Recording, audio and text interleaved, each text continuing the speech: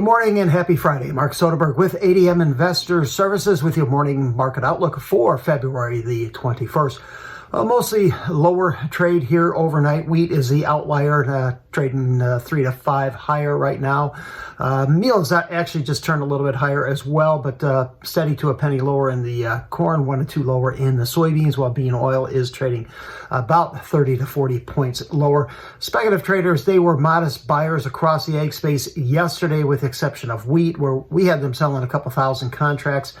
Speculative traders do remain a heavy long in the corn market, moderately long in beans and oil, short in meal, while still holding a fairly healthy short position across the wheat market.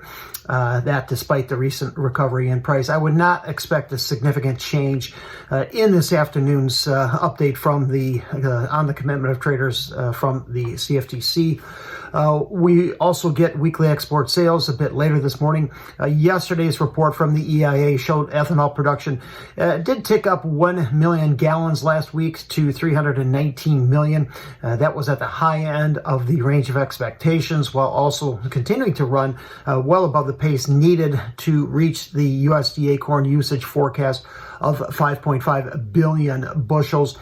We do have a few more weekly reports left and the census data from the month of January before the next WASDE report, but I would certainly lean towards a higher usage forecast from the USDA. The Buenos Aires Grain Exchange did report improved conditions for both corn and soybeans yesterday, however, left their production forecasts unchanged. Rain is expected across southern agricultural growing regions late this weekend in Argentina before gradually pushing north into the middle and late next week. Until then, however, much of the central and northern growing areas will experience hot and dry and very hot conditions with crop stress on the rise. Rains earlier this week have slowed harvest and corn plantings in the center-south region of Brazil. Central and west central areas, including southern Mato Grosso, likely made good progress this week. However, heavier rains are expected to fill in late this weekend and early next week, slowing progress there. The extreme cold across much of the nation's midsection in the U.S. will gradually give way to above normal temperatures by late this weekend and into early next week, particularly for the western half of the continental U.S.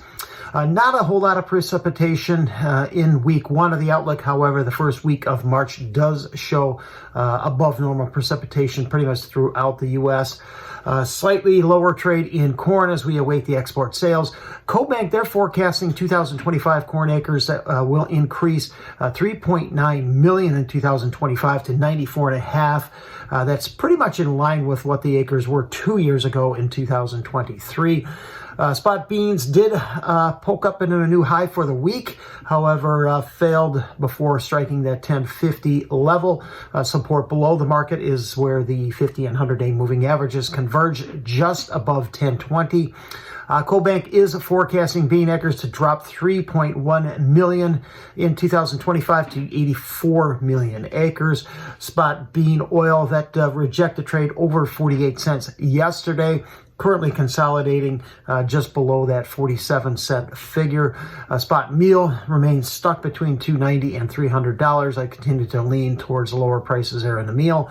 And inside trade for wheat here overnight as prices have recovered a bit from yesterday's pullback.